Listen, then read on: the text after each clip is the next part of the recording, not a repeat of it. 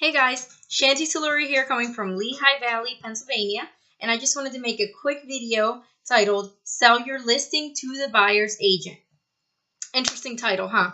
So, in the beginning of my real estate career, I built my business around expired listings. When I first got into real estate, I didn't really have many leads or a lot of referrals and whatnot. So I had to go after listings, and a lot of them were expired. And basically, what I would do is I would figure out what went wrong. As you know, expired listings are listings that were listed with an agent previously and they did not sell. So I would figure out what went wrong the last time and see what I could do to help that seller get it sold this time around.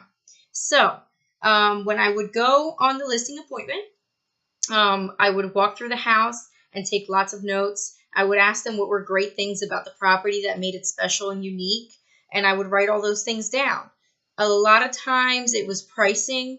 A lot of times it was bad photos, bad marketing, but sometimes it was not. A lot of times it was just a listing that had features that were a little harder to market, a little less desirable, or the agent just wasn't as proactive and as aggressive in getting it sold.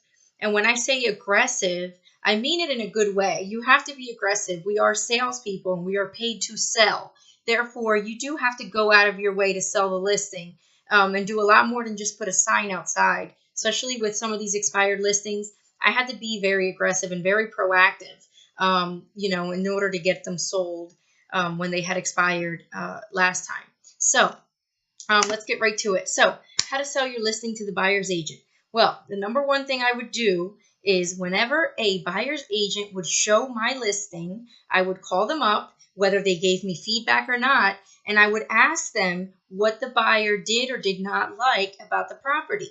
Remember, that buyer's agent is standing between you and a buyer that could possibly bring you an offer. So it's really important that you figure out what is it that the buyer did or did not like, and if there was anything you can do to put it together. So what I would do is I would ask the buyer's agent, and sometimes it would be something really silly like paint or a repair, a simple repair.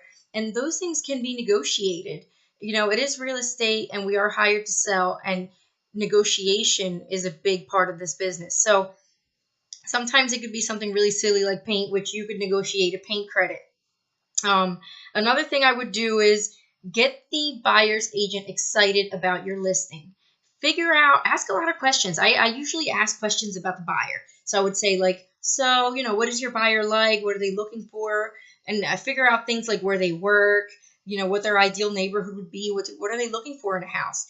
And then you would kind of see if your house kind of fits that and point out all the great things. Like, oh, my buyer works just a couple miles away down the road. Oh, look, well, you know what? My listing is close to your buyer's job, so their commute would be very short and sweet and they wouldn't get stuck in traffic.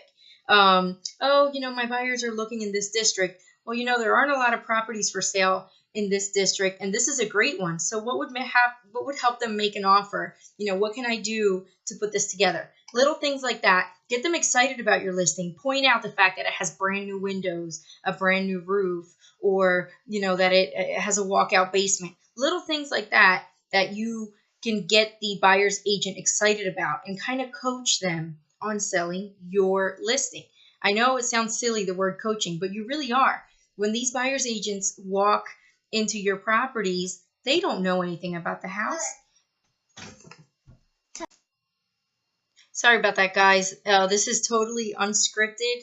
My kid just walked in the room. Anyway, where were we? So yeah, coach that agent to get your listing sold rather than someone else's. Not a lot of agents actually do that.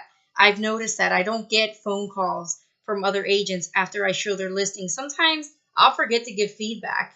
Yeah, I'm one of those. I won't give feedback for like 2 days because I know my people are not interested at all and I'm too busy writing an offer on a different property, and I will never hear from that agent. Don't be that agent. You are hired to sell. So actually go out of your way in order to get it under contract faster, make your clients happy, and that's what we're here for. We're here to change lives. We are here to help others, and we are here to sell.